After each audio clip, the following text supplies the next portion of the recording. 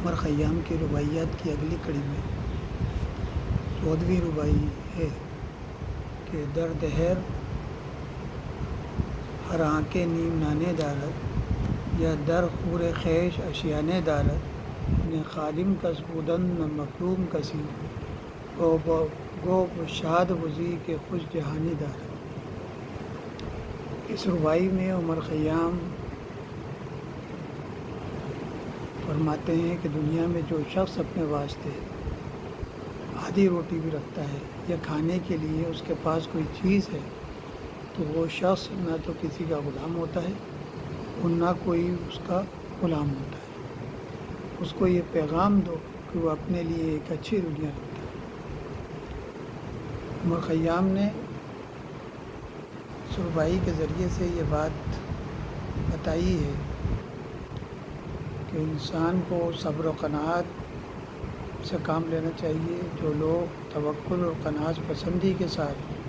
دنیا میں رہتے ہیں وہ زندگی میں کبھی غمگین یا غمزدہ نہیں ہوتے اور مایوسی ان سے کوسوں دور رہتے ہیں اور ایک کامیاب زندگی جینے کا اس کو موقع فراہم ہوتا ہے۔ اس کے بعد 15ویں رباعی ہے کہ دہقان قضا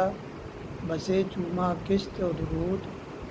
غم خوردن بےہودہ نمی دارد و سود پر کن قدا میں بکفم در نزود تاباز و خورم کے بود نہا ہما بود۔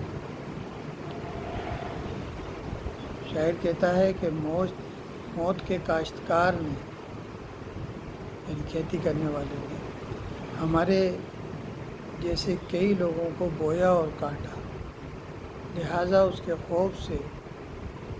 کم یا زیادہ غمزدہ ہونا مناسب نہیں ہے۔ اس لیے تو جلدی شراب کا پیالہ میرے ہاتھوں میں دے اور پی کر میں ان تمام باتوں کو فراموش کر دوں۔ اس رباعی میں عمر خیام نے یہ بات کہی ہے کہ انسان کو زندہ دلی کے ساتھ جینا چاہیے کہ انسان موت کے خوف سے مایوسی میں زندگی بسر کرے۔ اس سے بہتر ہے کہ خوش دلی اور پوری توانائی کے ساتھ زندگی گزارے اور یہی زندگی کا سب سے بڑا ہنر ہے۔ 16ویں رباعی ہے کہ منی خورم بے ہر کہ جو من اہل بود کہ میں خوردن من بنزدیک بے نزد او سہل بود میں خوردن من حق با ازل می دانست گرمی نہ خورم علم خدا جہل بود۔ نعوذ باللہ۔ شاعر کہتا ہے کہ میں شراب پیتا ہوں اور جو کوئی میری طرح اس کا اہل ہوتا ہے تو میرا شراب پینا اس کے نزدیک آسان ہوتا ہے، کیونکہ ازل کے دن سے خدا تعالیٰ میرا شراب پینا جانتا ہے، اور اگر میں شراب نہیں پیوں گا تو خدا کے علم میں جہل ہو جائے گا۔ نعوذ باللہ۔ مفہوم لکھا ہے کہ اس رباعی میں شراب پینے کی ایک نئی ترکیب شاعر نے سوچی ہے جو صرف شاعرانہ استدلال ہے اور جو کچھ کے سوا اور کچھ بھی نہیں، معاذ اللہ۔ 17ویں رباعی ہے کہ ہر صبح کے روئے لالا شبنم کی رت بالائے بنفشہ در چمن خم کی رت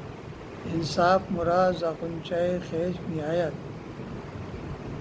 کہ او دامن خیشتن فراہم کی رت۔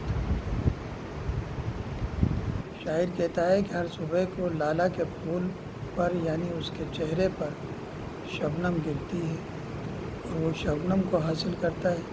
جس کی وجہ سے بنفشہ کے اوپر کا حصہ قدرے جھک جاتا ہے۔ مجھے کلی کا انصاف اچھا لگتا ہے کہ وہ اپنے دامن کو سمیٹے رکھتی ہے، یعنی کسی کا احسان نہیں اٹھاتی۔ مفہوم ہے کہ معنی اعتبار سے عمر خیام کی یہ رباعی اپنا ثانی نہیں رکھتی، اس میں احسان سے بچنے کی تلقین کس خوبصورت پیرائے میں کی ہے، سبحان اللہ، جتنا مفہوم بیان کیا جائے کم ہے۔ از جملہ اگلی ربائی ہے کہ از جملہ رفتگانی راہ دراز، باز آمدئی کے او کے خبر کی رمباز، آہاں برسر ای دوراہی آز و نیاز، چیزی نہ گزاری کی نمی یا بھی باز۔ شاعر کہتا ہے کہ یہ تمام گزرے ہوئے لوگ جو لمبے راستے پر چلے گئے، یعنی جو وفات پا گئے، کاش وہ واپس آئیں تو میں ان سے خبر گیری کرتا کہ اس دنیا میں دو چیزیں ہیں، یہ دو راستے ہیں کہ ایک حرص اور دوسرا لالچ کا، لہٰذا تو ایسی کوئی چیز مت چھوڑ کہ جس کو تو واپس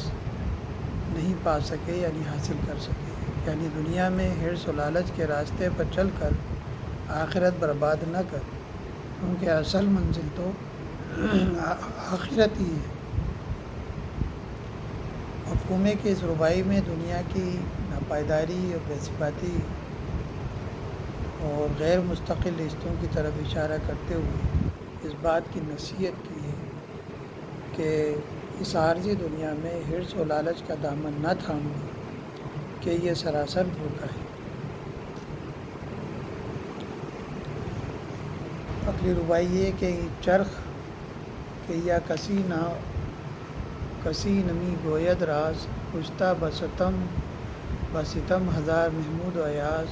میں خور کے بکس عمر دوبارہ نہ دہن، ہر کس کے شد از جہان نمی آید باز۔ شاعر کہتا ہے کہ یہ آسمان کسی کے راز نہیں بتاتا کہ اس نے ہزار ظلم و ستم کے ساتھ محمود و ایاز جیسے بادشاہ اور غلام جو آپس میں بے انتہا محبت رکھتے کو ختم کر دیا، یعنی اس نے نہ کسی بادشاہ کو چھوڑا ہے اور نہ غلام کو۔ تو پھر جب زندگی دوبارہ نہیں ملنے والی تو شراب پی کر مست رہے کہ جو بھی اس دنیا سے ایک بار چلا گیا وہ لوٹ کر نہیں آئے۔ اس ربائی میں عمر خیام نے دنیا کی بے ثباتی کا اظہار کیا ہے کہ جو انسان اس دنیا سے چلا جاتا ہے وہ پھر لوٹ کر نہیں آتا۔ وہ یہ زندگی صرف ایک بار ملتی ہے تو پھر کیوں اس زندگی کو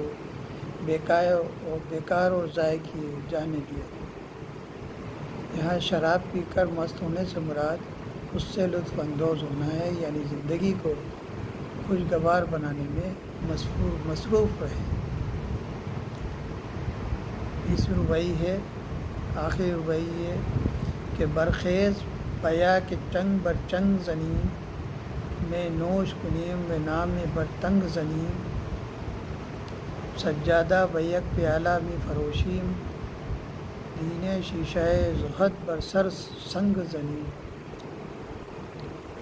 اس ربائی میں عمر خیام فرماتے ہیں کہ تو اٹھ اور میرے ساتھ آ کہ ہم آپس میں مل کر چنگ پر چنگ ماریں، یعنی خوشی کے شادیانے بجائیں اور خوشیوں میں کھو جائیں، شراب پئیں اور اپنے نام و نمود کو شرم پر مار دیں، سجادہ یعنی مصلی کو ایک پیالہ شراب کے عوض میں یعنی بدلے میں بیچ دیں اور اس عبادت کے شیشے کو پتھر پر مار کر پھوڑ دیں۔ اس ربائی میں شاعر نے ریاکاری اور دکھاوے کی عبادت کی سخت مذمت کی ہے اور اس سے بہتر شراب پی کر خوش رہنے کو ترجیح دی ہے، کیونکہ شراب انسان کو فوری فرحت بخشتی ہے اور وہ کسی دوسرے کا نقصان نہیں کرتی، جبکہ ریا اور دکھاوے کی عبادت دین کو اٹھا دیتی ہے۔ ویسے ہی عمر خیام مقصد شراب کی تعریف میں اس طرح کے موضوع تلاشتے ہیں۔